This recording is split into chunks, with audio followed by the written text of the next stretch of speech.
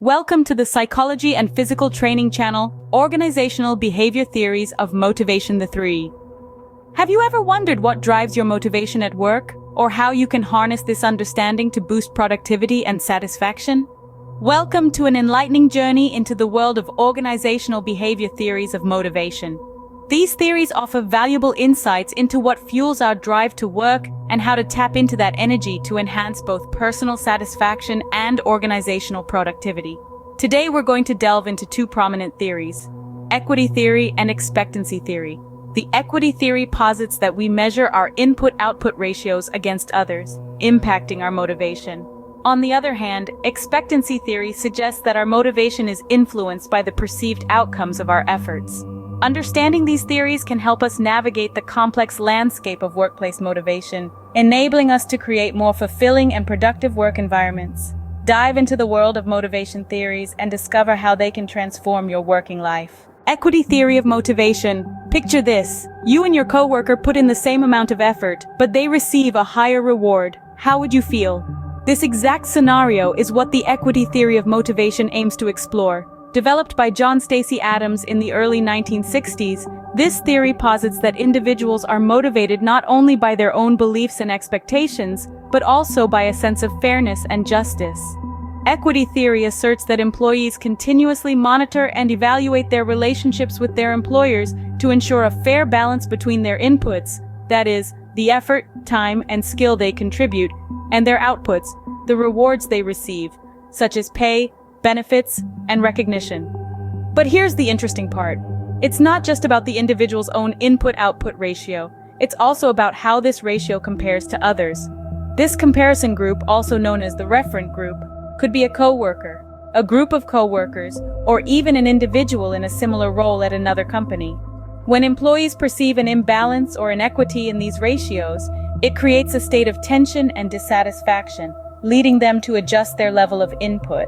They might put in less effort, seek a pay raise, or even consider leaving the organization. On the other hand, if they perceive a state of equity, where their input-output ratio is equal to that of their referent group, they're likely to feel satisfied and motivated to maintain that level of input. But remember, perceptions of equity and inequity are highly subjective and can be influenced by a variety of factors, from cultural norms to personal values.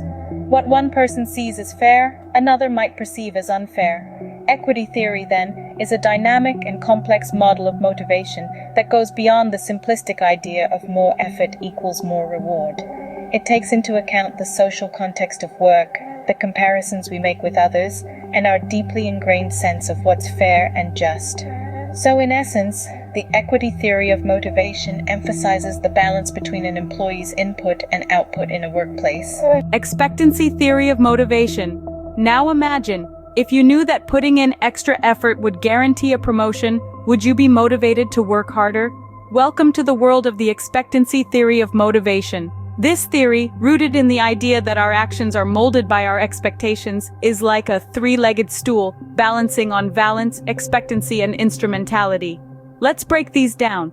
First, we have valence. It's all about the value or importance we place on a particular reward. Maybe it's a promotion, a bonus, or even just a pat on the back.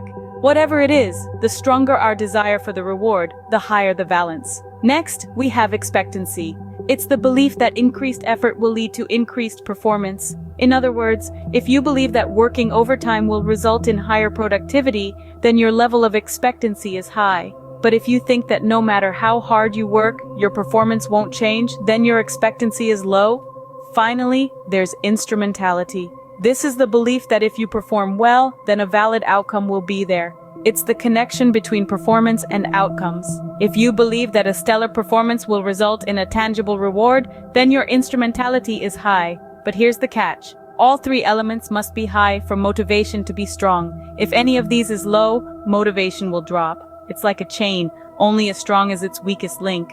So let's say you're working on a project. You want the reward of recognition, high valence. You believe that putting in more effort will lead to a better project, high expectancy, and you trust that your boss will recognize your hard work, high instrumentality. This, according to the expectancy theory, is the perfect storm for high motivation. So the next time you're trying to motivate yourself or your team, remember the expectancy theory. Consider the reward. your belief in the impact of your effort, and the trust in the connection between performance and outcomes. That's the expectancy theory for you. The strength of our motivation depends on how much we want something and how likely we think we are to get it. Interpreting contemporary theories of motivation. Opening. How can we interpret these theories in today's work environment? As we delve into the modern work environment, we see an interesting shift in how these theories of motivation are interpreted and applied. The workplace of the 21st century is no longer a static 9-to-5 brick-and-mortar entity.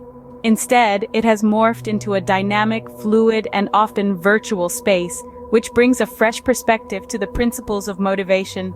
Equity theory, which emphasizes the importance of fair treatment, is now being viewed through the lens of remote working. Organizations are striving to ensure that employees, regardless of where they are located, feel that they are treated equitably.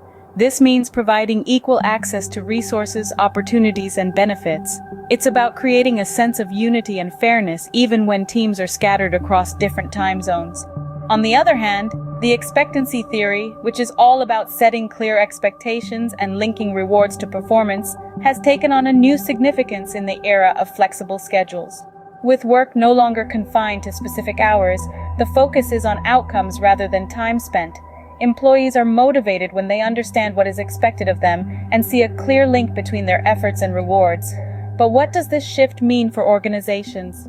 It means they need to be agile and adaptable, rethinking traditional methods of motivation. They must foster a culture of trust and transparency where employees feel valued, understood, and motivated. This involves clear communication, active listening, and a commitment to fairness. Moreover, it's critical for organizations to remember that motivation is not a one-size-fits-all concept. What motivates one person may not motivate another. Therefore, understanding individual needs and preferences is key to creating a motivating work environment. As we move forward, these theories will continue to evolve and adapt to the changing dynamics of the workplace. By staying aware of these shifts and understanding the underlying principles, organizations can create an environment that not only motivates employees, but also boosts productivity and job satisfaction. Closing. Understanding the application of these theories in contemporary times can help organizations create a motivating work environment. Application of principles of motivation at work. Job characteristics model. How can these theories be practically applied in a workplace to enhance motivation? Let's dive into the job characteristics model, a powerful tool that illustrates how job design and enrichment can enhance motivation and job satisfaction. This model, proposed by Richard Hackman and Greg Oldham, outlines 5 core job dimensions that, when enhanced, can lead to high job satisfaction and motivation. First off, we have skill variety, the degree to which a job requires a variety of different activities and skills. Jobs that demand a broad range of skills provide a sense of achievement and keep employees engaged. Second, we have task identity. This means seeing a task from the beginning to the end with a visible outcome. When employees can identify with the task and see the fruits of their labor, it leads to a sense of accomplishment and motivation. Next up is task significance. This is about the impact of the job on others. When employees know that their work matters and contributes positively to others, it instills a sense of purpose and motivates them to perform better. The fourth dimension is autonomy. This is the degree to which the job allows freedom, independence, and discretion in scheduling the work and determining the procedures to carry it out. Autonomy fosters a sense of responsibility and ownership, driving motivation. Lastly, we have feedback. This involves receiving direct and clear information about the effectiveness of one's job performance. Regular and constructive feedback helps employees understand how they're doing and what they can improve, enhancing their motivation to perform. By focusing on these 5 core job dimensions, organizations can design and enrich jobs in a way that taps into intrinsic motivation, the desire to work for the love of the job itself. This is where the power of motivation theories comes into play. The job characteristics model serves as a practical bridge, connecting the theories of motivation to real-world job design and helping to create work environments that are truly motivating. Incorporating the principles of motivation theories in job design can significantly enhance motivation and overall job satisfaction. And if you like this video, do not forget to subscribe and follow to the Psychology and Physical Training channel for more videos. Thanks for watching.